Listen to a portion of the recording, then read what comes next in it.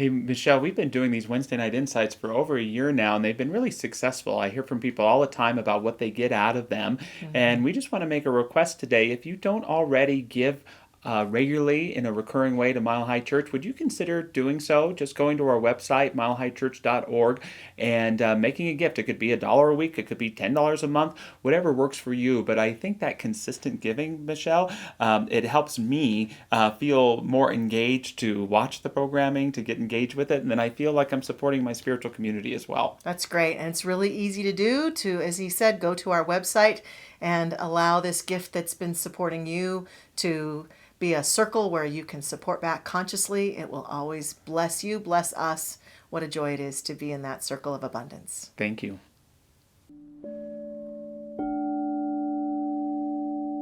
Do you meditate regularly? Maybe every day? Or maybe every other day? Or perhaps sometimes? Or maybe used to? Or I tried it once and I just couldn't make it stick. Maybe your mind was just running all over the place. You just had too many things going on in your head. And finally thought, you know what, I just don't think I'm good at this. But actually, making meditation easy is something we could actually learn. There are some ways. So to make meditation easy, it really needs to become a habit. And I've learned a lot about habits from reading a really popular book right now called Atomic Habits. This is by James Clear, and it's popular. You may have seen it around. He made an intense study of habits of people everywhere, and has come up with some strategies that I think can help us who would really like to meditate more regularly. So let's talk first about why is meditation such a powerful spiritual practice? First of all, I assume because you're listening to this, that you're interested in your spiritual life. And meditation is certainly one of the powerful spiritual practices because in the calming of ourselves and the slowing down and letting go of the daily routine and the to-do lists and so forth, and dedicating ourselves some time to just simply be open to spirit is a very, very powerful spiritual practice and one that we really want to cultivate. And when we create it as a habit, when it becomes a habit, something that you just do every day the same way or in the same time frame, that power of that spiritual connection grows. There's another reason that I think that meditation is such a powerful practice. When you sit down to meditate, you really open an avenue to your intuition. You could be meditating for a while and then something just pops in. And I believe that popping in is also from spirit. That's what I believe. It's into that greater universe, that greater higher self, whatever, the presence. And so it creates a way for you to access your intuition. Then there's a third reason that's very important to me. Because I'm one of the ministers in the healing ministry, to put yourself into a meditative state is really to move your body into its optimal healing condition. They call it rest and repair. This is the opposite of frenzy and fear or flight, or the to-do list with 15 things on it. This is rest and repair. And in that state, the body can do what it does best in its own ability to self-heal. So it's very important for people who are dealing with health challenges. So how do we start? How do we inform our habit? Well, the first thing is to set an intention. And this is something that we do quite often in our spiritual work. So the intention might be, I intend to meditate regularly. Even better, I intend to meditate daily. And maybe you're thinking, oh, too much, I can't start there. Hold that lightly for a moment while we look at the other aspects. So there's several things we're going to want to do here. We're going to want to make it attractive. We're going to want to make it easy. And then we're going to want to make it regular. So let's work on that. So the first thing is to make it attractive. So find a place that you really like, that you want to sit in your house to meditate, or maybe you're on a cushion, whatever. This is a place you like, and make that also the place that you do your meditation. Maybe you put your journal there and you have a pencil so that you can jot things down. You might also put some item that you really love that also relates to your spiritual practice. So one of the women in our support group that meets on Wednesday nights at 6 o'clock on Zoom said that she always lights a candle. She has a candle that she absolutely loves. She said, I always light the candle. That's the beginning of my meditation. And then she says, I read from Ernest Holmes' 365. And those are, Ernest Holmes is a prolific writer. So these are short excerpts that really just sort of enter you into a meditative state, give you some spiritual ideas to consider, that kind of thing. And it's by the date, so you don't have to decide which one to read. You go to the day it is, and that's the one that's meant for you that day.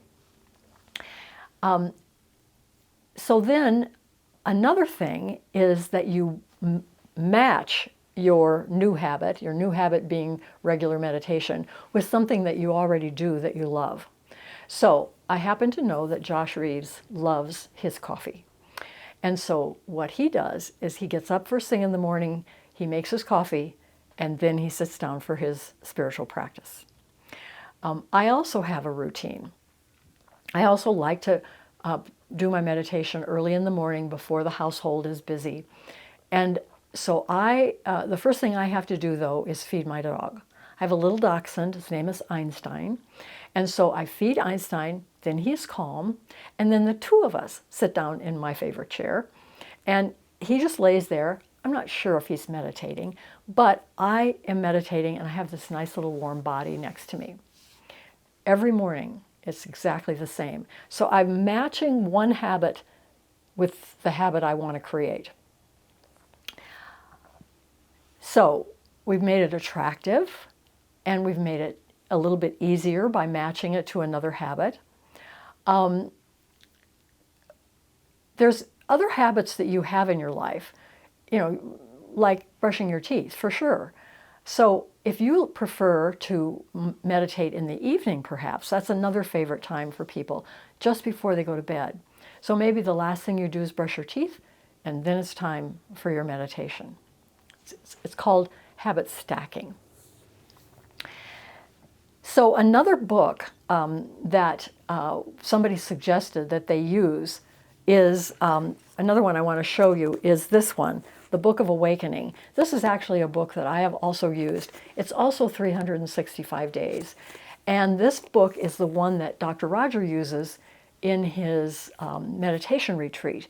He always reads the whatever the passages are for that particular date, just before he leads the whole group into their early morning meditation. It's another suggestion to make it attractive and to give you sort of a starting point in terms of getting into your meditation.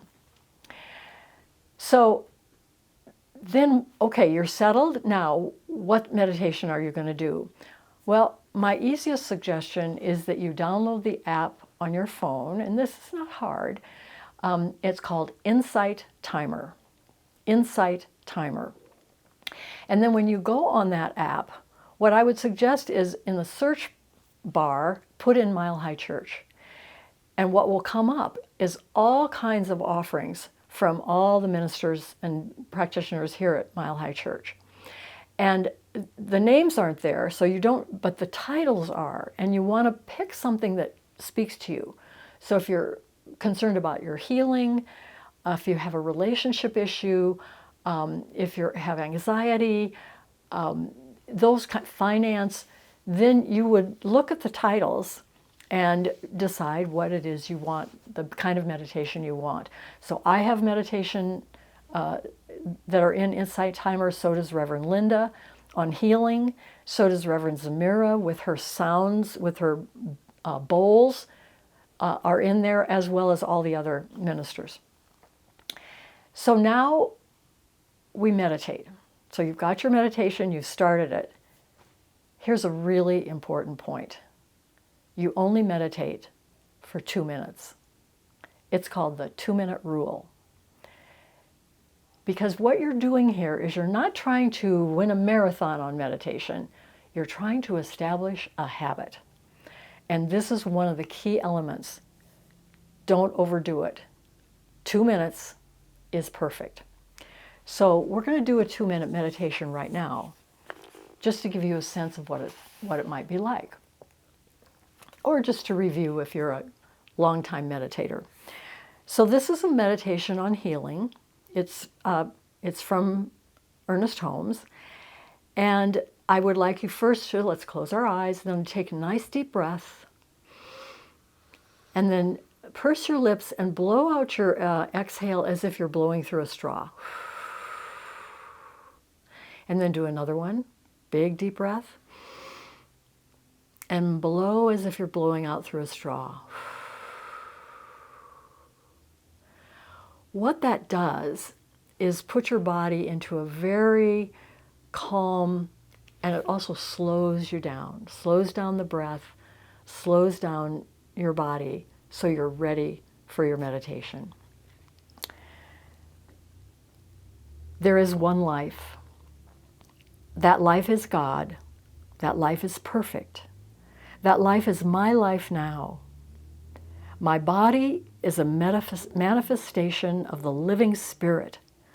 It is created and sustained by the one presence and the one power.